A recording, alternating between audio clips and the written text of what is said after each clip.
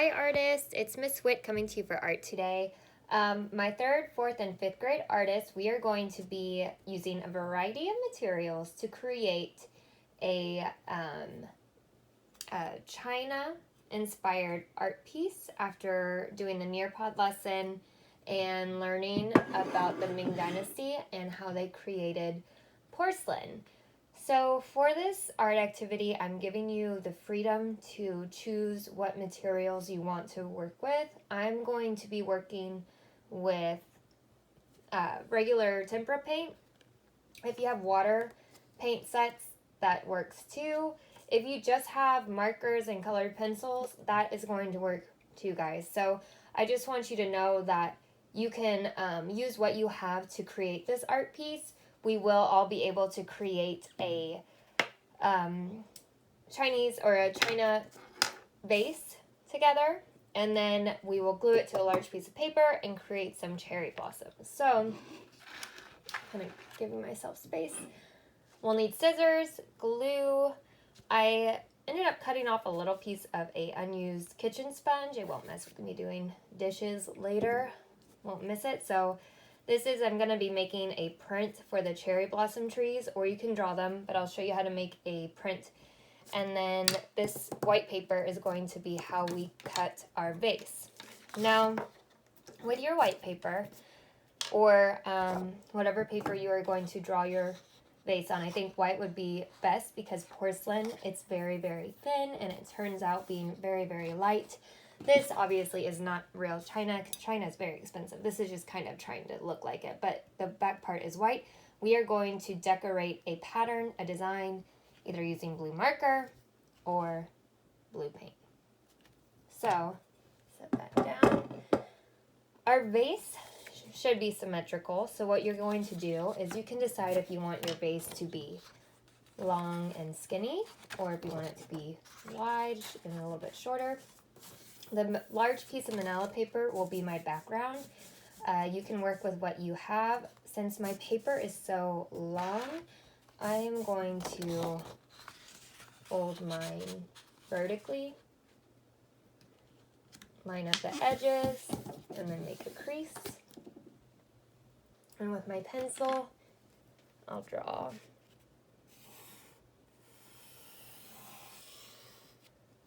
Okay, that did not take too long, right guys? So now you cut this out. But before you start cutting, please make sure that you drew half of your vase on the fold. And now that I have it open, I see that's kind of gone up a little bit too far, so I'm going to make it come down. Okay, so you want to make sure that you drew it on your crease. Now when you cut, make sure you're using your scissors correctly. I'm going to use an adult because I have big hands, but your thumb goes in the little hole and your fingers will go, a couple of your fingers will go in the long skinny one. So, carefully cutting. This is a trick to have a nice symmetrical shape, because I know sometimes when I'm drawing a vase just on a flat piece of paper, one side's a little bit wonky, and so when you open it, you have a nice vase shape. I maybe could have used a little bit more of my paper, but I'll just have more room to create my cherry blossoms. So what I'm going to do with my vase, before I glue it down, I'm probably going to decorate it, because it's always better to decorate and draw, add color to a piece of paper before you glue it, just because the glue on the back might affect it a little bit. If you want to draw your design with pencil first, you are more than welcome to. I am just going to start drawing it. Now think about some of the examples, or you could go back to the examples in the Nearpod lesson. They have a lot of their art inspired by nature, right? So if you go back and look at the vases, I saw a lot of plants, trees, flowers, insects like butterflies, and animals, so birds, dragons. You can decide what your pattern on your vase will be. I'm going to create a symmetrical one with shapes and probably flowers and butterflies. So If you have paints and you want to paint, you are more than welcome to. I put blue paint out in the intentions to use the paint, but I also want to show you that you can mix and match what media you use for this art activity. So I'm gonna move this so I don't get any marker on it.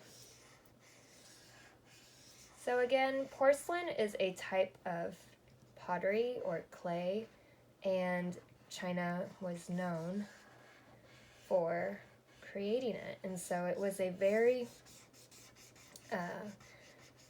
nice piece of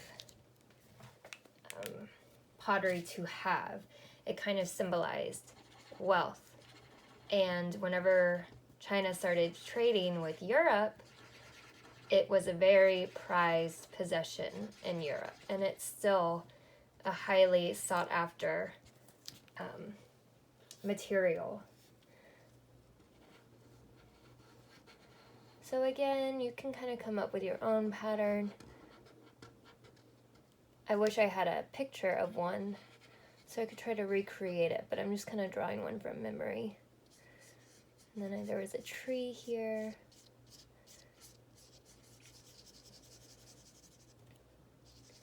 And since I'm recording, I would have done this in pencil first, but I'm really just trying to get all the steps. And then some birds flying around, some mountains in the background. And I'm going to use all blue. This is something that you should do as well. So whether it's paint, blue pencil, blue marker, because that is a traditional mark of the China. Okay, and then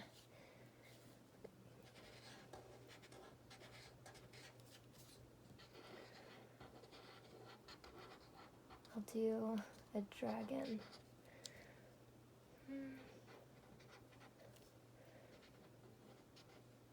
Again, I know I always do my examples with markers, and sometimes that is not always good for me. So please, so you don't have to start over and over, I think it's always best to work with pencil. I could have maybe had this already mapped out, so I could have just outlined.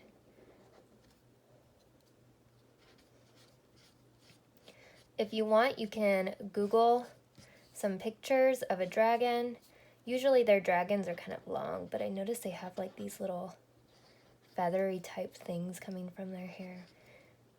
And they're very long, with little arms and legs.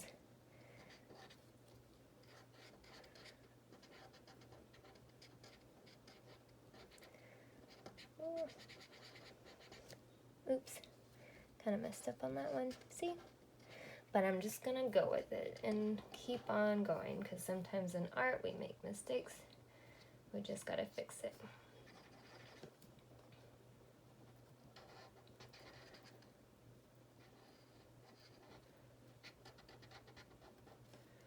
And so I think like these can be like little smoke things around him. Gonna give him some scales. And even if you have like water paints, it might be kind of nice to give different shades of the blue. So this is a marker though, so just be aware that if you put water on it, ooh, actually, I have a good idea. So if you put water on these markers, it will change it. So I would, if you're gonna try this, and I'm gonna try it just to see what happens, it might ruin my dragon, but I feel like it might kind of give it a nice touch. So again, some more patterns. Maybe I'll bring those dots down here. It would be cool to even tell a story with your vase that you create. So I'm gonna leave it there, because I might have to start over depending on how this goes. But I still have some water because I'm going to be painting my cherry blossoms. I'm just going to get a little bit of water.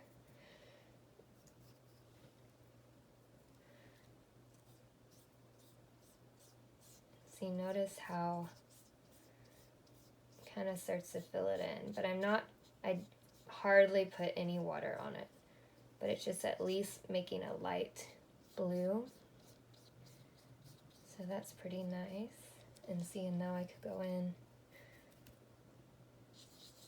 and do the same here. Okay, so this is my base.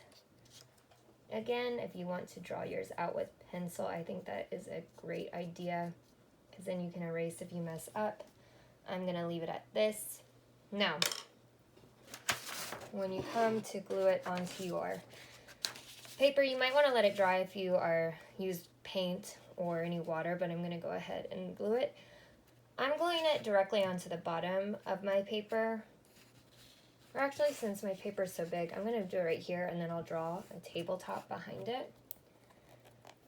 And a little bit of glue goes a long way. So I'm just going to put kind of little dots around the edges.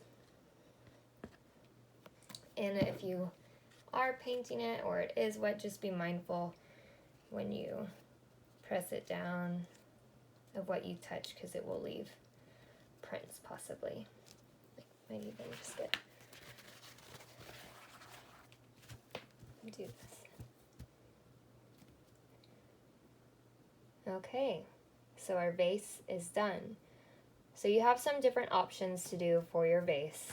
But again, I'll be looking for symmetrical vases, so folding your paper in half and cutting it the way I showed you will help with that. And then only using blue marker, crowns, pencil, whatever it is that you have that you're going to create the blue design, again, based on nature. If you want to go in and use a ruler, that would be a good idea. I'm just going to draw my table surface. And maybe you want to go in and paint this. If it's thick enough paper to handle paint, you could paint that the tabletop. Now with the marker, oh no, my sponge got in the blue paint. So with the marker, I'm going to draw the stems of the cherry blossoms. Cherry blossoms are beautiful trees. There's a lot in DC. In the United States, but they're actually from Japan. And they were a gift to the United States from Japan. So that's why they're actually in Washington, D.C., and they just grow really well there. But they blossom in the springtime.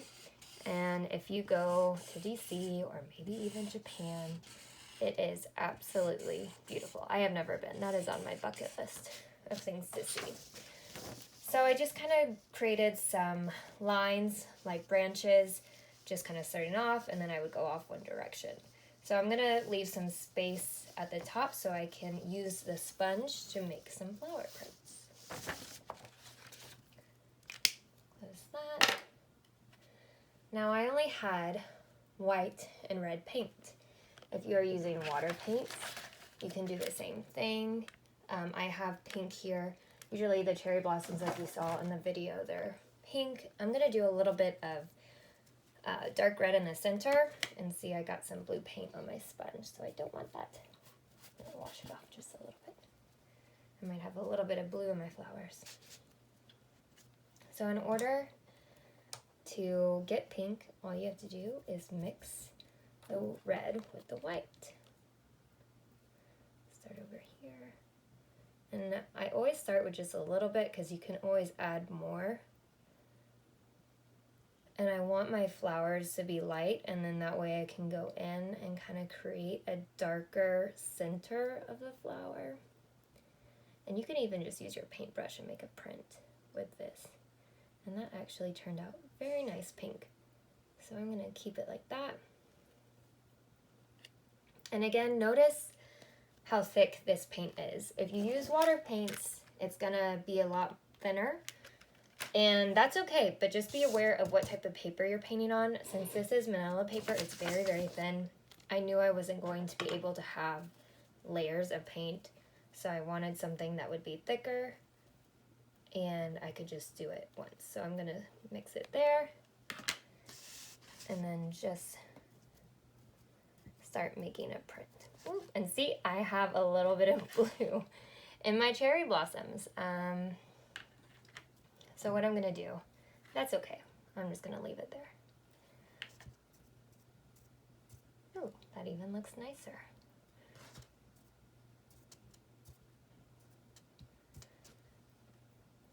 And if you need to mix more paint, you can do that.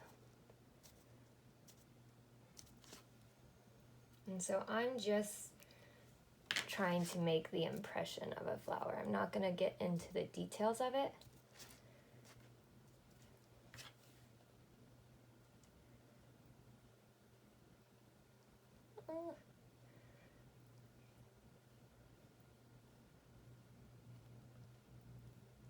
There we go.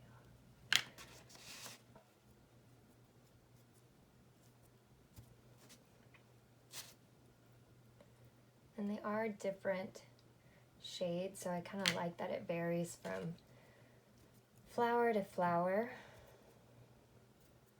Makes it realistic. And see, I notice a little bit my black marker is kind of starting to run. So try to make sure you don't touch your stem too much if you're using water paints and even acrylic or tempera paints. Okay, you guys. So I hope you enjoyed the lesson over China and learning about porcelain. Clay is a really fun thing to work with, and I have clay for us to work with. I'm hoping that we're able to do it this year. Last year we were not able to do it because it was supposed to happen in the springtime.